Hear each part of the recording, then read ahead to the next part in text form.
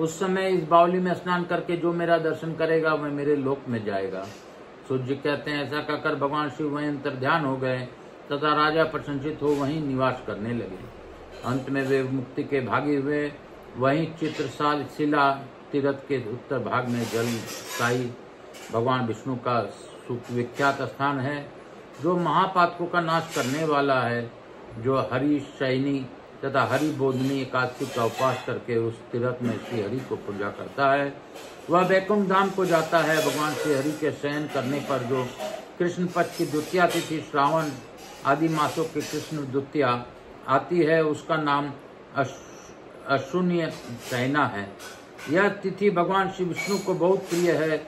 उस दिन जो वहाँ शास्त्रोक्त विधि से भगवान जलसाई विष्णु का पूजन करता है, वह श्री हरि के धाम को जाता है। ऋषियों ने पूछा, सुत जी सुतनंदन, भगवान जलसाई वहाँ कैसे प्राप्त हुए हैं और किस विधि से उनकी पूजा की जाती है? सुत जी ने कहा, पूर्व काल में वाशकली नाम से प्रसिद्ध दानवों का राजा था। वह बड़ा बलवान था तथा संपूर्ण देवता गंधर्व नाग एवं राक्षसों के लिए भी अजय था। उस महाबली दानव ने संपूर्ण भूमंडल को अपने वश में करके दैत्यों को सेना और तो साथ ले देवलोक पर भी चढ़ाई की। वहाँ देवताओं और असुरों में एक दूसरे का संहार करने वाला बड़ा भयंकर युद्ध हुआ। अंत में दानवराज वाशकली ने सेना तथा सामग्री सहित देवराज इंद्र पर विजय पाई। तब इंद्र ने देवताओं के साथ स्वर्ग का सिंहासन छोड़कर श्वेत द्वीप निवासी भगवान विष्णु की शरण ली, जहाँ शेषनाग के सैया पर श्री हरि योग निद्रा को स्वीकार करके शयन करते हैं और देवी लक्ष्मी उनके युगल चरणारविंदों की सेवा में संलग्न रहती। वहाँ पहुंचकर देवताओं ने सब और से वैदिक सूक्तों द्वारा भगवान विष्णु का भक्ति पूर्वक स्तवन किया। तदंतर जगदीश्वर भगवान श्री हरि सैया से उठकर इंद्र से बोले, सहस्त्राक्ष, इस समय तीनों लोकों में कुशल तो है न? तुम संपूर्ण देवताओं को साथ लेकर यहाँ कैसे आए हो? इंद्र ने कहा, भगवान दैत्यराज वाशकली भगवान शंकर से वरदान पाकर बड़ा बलवान हो गया है। वह देवताओं द्वारा युद्ध में अजय है। उसने युद्ध भूमि में मुझे परास्त कर दिया है। मधुसूदन, इस समय वह स्वर्गलोक में निवास करता है। इसी कष्ट से मैं संपूर्ण देवताओं के साथ आपके शरण में आया हूँ। प्रभु, पूर्व काल में हिरण्याक्ष और हिरण्यकशिपु के भय तथा अन्य दुरात्मा देवताओं का आतंक से भी आपने हम सब देवताओं की रक्षा की है। अतः इस महाबली दानव वाशकली से भी आज हमारी रक्षा की है। देवेश, आपके छोड़कर देवताओं के लिए दूसरी कोई उत्तम आश्रय नहीं है।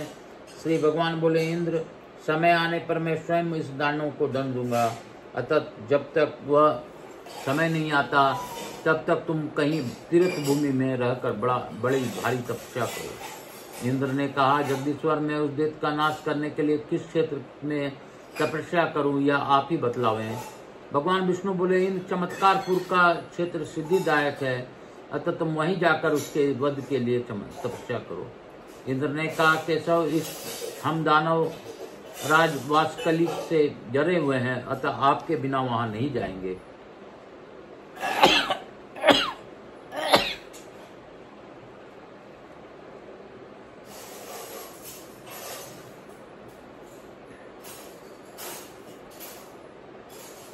वहां नहीं जाएंगे, इसलिए आप स्वयं भी वहां चलिए। आपसे सुरक्षित होकर ही हमें वहीं भारी तपस्या कर सकूंगा।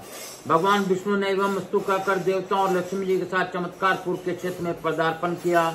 उस समय सब देवताओं ने अपने लिए पृथक पृथक आश्रम बनाया। भगवान विष्णु ने वहां के प्राचीन एवं सुविस्तृत कुंड में श्री क्षीर सागर का आह्वान किया और श्वेत दूप की भांति वहां भी वे शयन करने लगे। उस समय सब देवता उनके चारों ओर विनीत भाव में खड़े रहो उनकी स्तुति करते थे। तदंतर आषाढ़ कृष्ण द्वितीया पूर्णिमा मास की गणना के अनुसार श्रावण कृष्ण द्वितीया का शुभ दिवस आने पर बृहस्पति जी ने इंद्र से कहा, पुरंदर, आज अशून्य शयना नाम वाली द्वितीया है। यह भगवान विष्णु को अत्यंत प्रिय तिथि है। यह सुनकर देवराज इंद्र ने शास्त्रोक्त विधि से व्रत करके उस दिन जलसाई विष्णु का पूजन किया और इस प्रकार 4 महीने तक प्रत्येक दिनों द्वितीया के दिन वे श्री हरि का पूजन करते रहे। इससे वे दिव्य तेज से संपन्न हो गए। उन्होंने तेज स्वरूप में देखकर भगवान विष्णु बड़े प्रसन्न हुए और बोले, इंद्र, अब तुम संपूर्ण देवताओं के साथ वास्कली का वध करने के लिए जाओ, तुम्हारी विजय होगी। देव शत्रु को मारने के लिए मेरा यह सुदर्शन चक्र भी तुम्हारे साथ जाएगा। ऐसा कहकर श्री हरि ने दानवेंद्र का वध करने के लिए इंद्र के साथ अपने सुदर्शन चक्र को भी भेजा। इंद्र ने उस चक्र के साथ जाकर युद्ध में संपूर्ण दानवों का संहार कर डाला।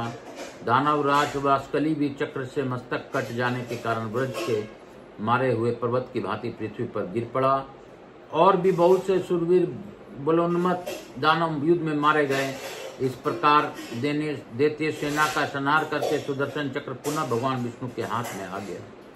वे इंद्र आदि देवता भी निर्भय होकर पुनः भगवान विष्णु के समीप आए और उन्होंने प्रणाम करके बोले, देवेश, आपके प्रभाव से हमारे सब शत्रु मारे गए और त्रिलोकी का अकंटक राज भी फिर हमें प्राप्त हो गया।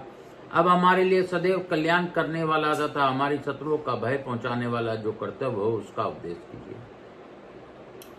श्री भगवान ने कहा, मुझे तो संपूर्ण लोगों का हित करने के लिए पवित्र जल से भरे हुए इस कुंड में अब सदैव निवास करना है।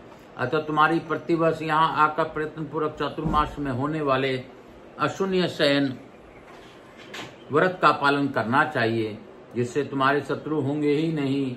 दूसरा भी, जो मनुष्य भक्ति पूर्वक यहाँ आकर मेरा पूजा करेगा वह साधु पुरुषों के लोकों को प्राप्त होगा। इंद्र, अब तुम स्वर्ग में जाकर राज करो। जब फिर आवश्यकता हो तब यहीं आकर मुझसे मिलना।